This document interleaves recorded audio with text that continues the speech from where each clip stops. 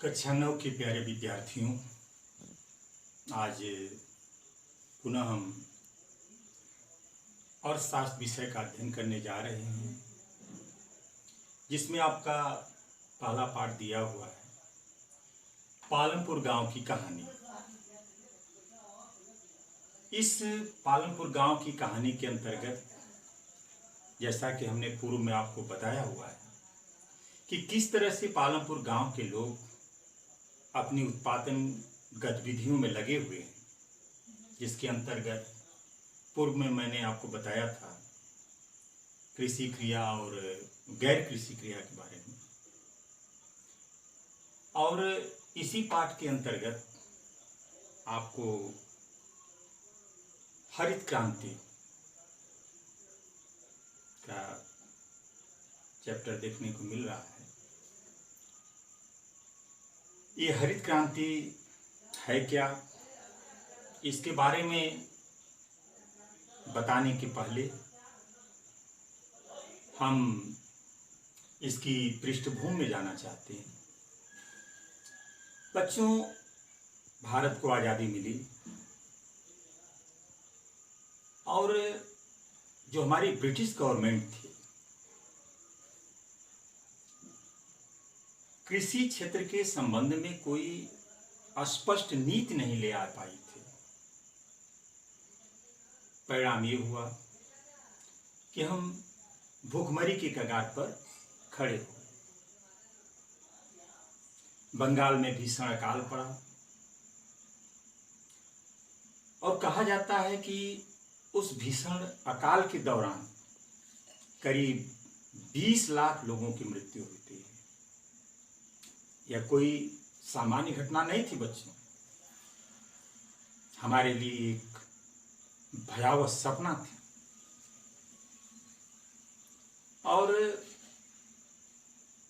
हम इस भयावह सपने से बहुत जल्द उबरना चाहते थे।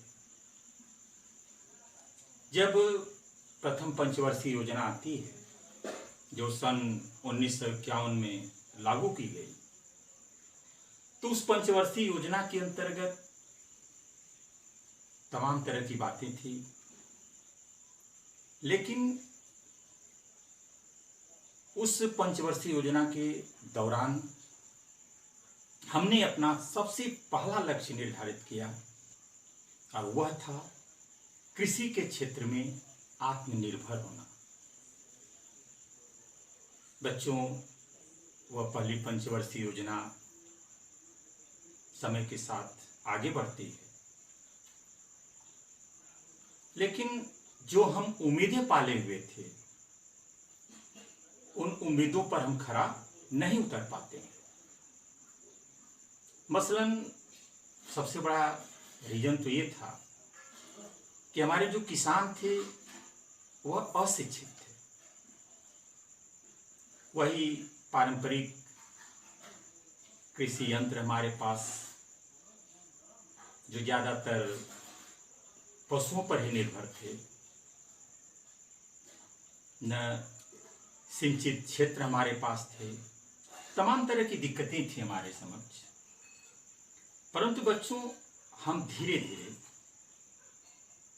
कृषि के क्षेत्र में आगे बढ़ने का प्रयास करते रहे। हमारे तमाम जो कृषि वैज्ञानिक रहे, उन्होंने अपना प्रयास जारी रखा और उसी बीच आती है हरित क्रांति, जो हमारे लिए एक वरदान से कम नहीं था। यह हरित क्रांति सन 1967-68 के दौरान आई।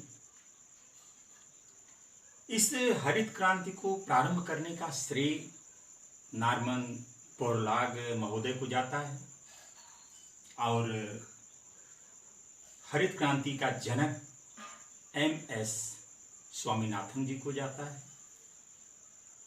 अब प्रश्न ये उठता है बच्चों कि हरित क्रांति है क्या, या फिर इसको हरित क्रांति हम कहते क्यों हैं? बच्चों,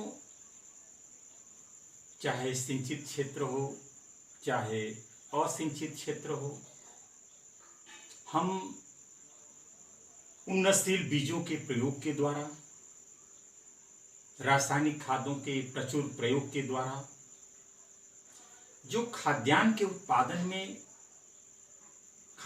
उत्पादन को बढ़ाने में जो हम सफल हुए, उसी को हरित क्रांति के नाम से हम जानते हैं। मसलन यह हरित क्रांति एक हमारी नीति रही है, जिसके माध्यम से हम अपने खाद्यान्न उत्पादन को बढ़ाने में सफल रहे। बच्चों, इस हरित क्रांति के अंतर्गत अनेक प्रकार के कार्यक्रम चलाए गए, जिसमें आप देख सकते हैं, पहला है हमारा रासायनिक खादों का प्रयोग।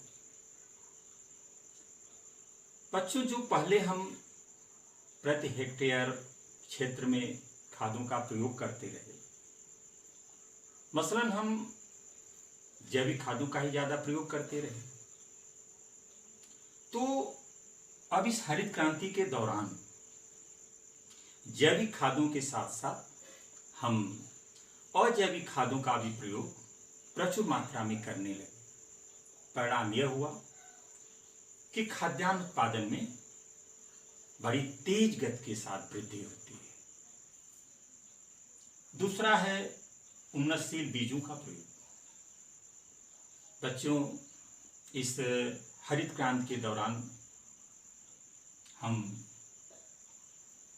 उन्नतशील बीजों का प्रयोग भी अधिक से अधिक मात्रा में करने लगे, चाहे वो संकर प्रजाति के रहे हों, चाहे वो बौने प्रजाति के रहे हों, लेकिन हम उन्नतशील बीजों का प्रयोग अपने कृषि के क्षेत्र में ज्यादा से ज्यादा करने में सफल रहे।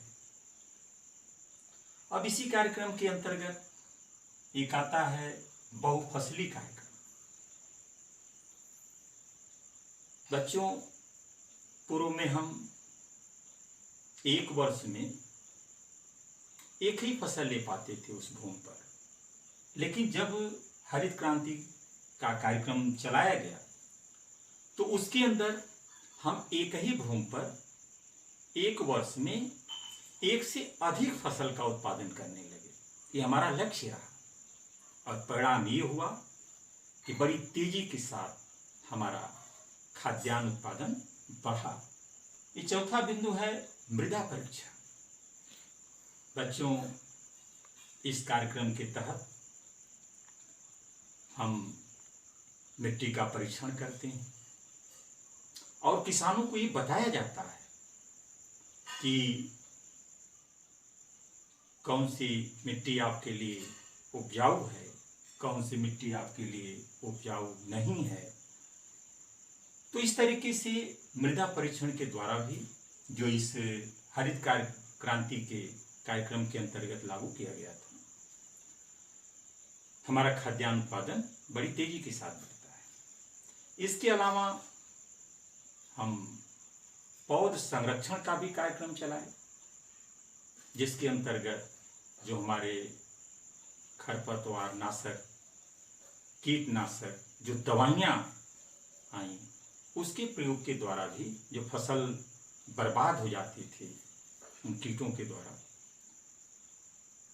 तो पौध संरक्षण का भी काम किया गया। तो इस तरीके से इस हरित क्रांति के अंतर्गत बच्चों ये तमाम तरह के कार्यक्रम चलाए गए और इन कार्यक्रमों के द्वारा बच्चों जो हमारे कृषि वैज्ञानिक रहे हैं, जो खाद्यान्न उत्पादन में बढ़ोतरी होती है वह किसी चमत्कार से कम नहीं था। हमारी उम्मीदों से बहुत आगे हम सफल हुए और इसीलिए हमारे जो कृषि वैज्ञानिक रहे उन्होंने इसको हरित क्रांति नाम दिया, क्रांति। तो इस तरीके से ये आपका हरित क्रांति नामक बिंदु पाठ्य के अंतर्गत समाप्त होता है। आगे हम पुनः कोई न कोई बिंदु पर आपसे चर्चा करते रहेंगे।